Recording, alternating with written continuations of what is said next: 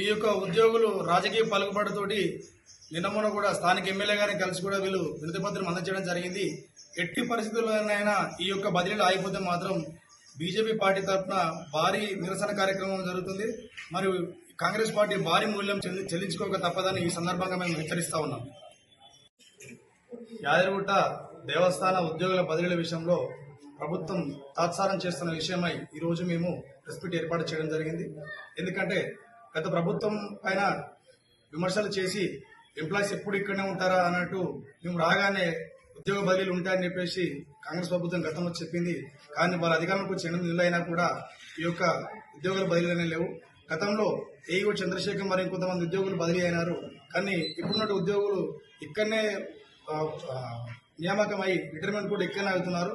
ఎందుకంటే స్థానికంగా ఉన్నటువంటి రాజకీయ నాయకులతో వీళ్ళు సత్సంబాలు ఏర్పాటు చేసుకుని ఈరోజు అవినీతికి పాల్పడుతూ యాదగిరిగుట్ట దేవస్థాన అభివృద్ధికి ఆటంకం కల్పిస్తున్నారు.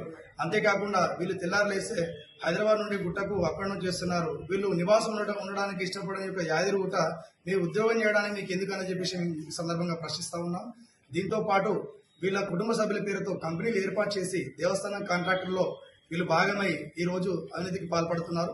మరి వీటితో పాటు కొండ కింద ఏవైతే స్థానిక లక్ష్మీనరసింహస్వామికి చెందినటువంటి ఆస్తులు ఉన్నాయో ఆ యొక్క ఆస్తులను గతంలో ఈవో గారు గుర్తించి ఇచ్చేయడం జరిగింది, మార్చేయడం జరిగింది.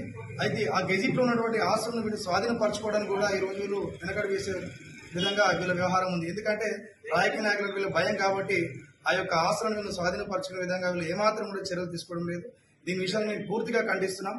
దీంతో పాటు కొండపైన ఉన్నటువంటి ఏవైతే 3 పెద్ద పెద్ద బిల్డింగ్లు ఉన్నాయో వాటిని కంప్లీట్ గా భక్తులకు అందుబాటులో ఉంచాలని ఈ సందర్భంగా తెలియజేస్తున్నాం. దాంతో పాటు కొండపైన ఉన్నటువంటి విష్ణు పుష్కరిణి యొక్క వైశాల్యాన్ని పెంచి భక్తుల మనోభావాలకు ఇబ్బంది కలగకుండా దాన్ని పూర్తి అందుబాటులో తేవాలని మేము కోరుకుంటున్నాం. అయితే ఈ 3 బిల్డింగ్లో ఏదో ఒక బిల్డింగ్లో సత్యనారాయణ వ్రత మండపాలు అనేవి కొండపైకి తేవాలని ఈ సందర్భంగా మేము డిమాండ్ చేస్తా ఉన్నాం.